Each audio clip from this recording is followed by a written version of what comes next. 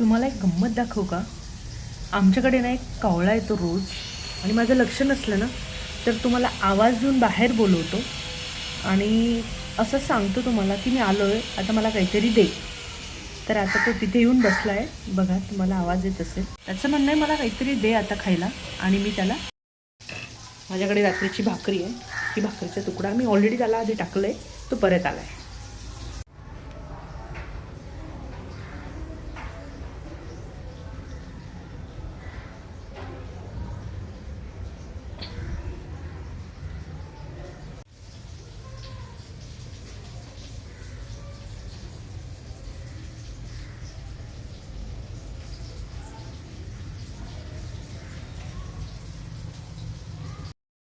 आहे की नाही गंमत?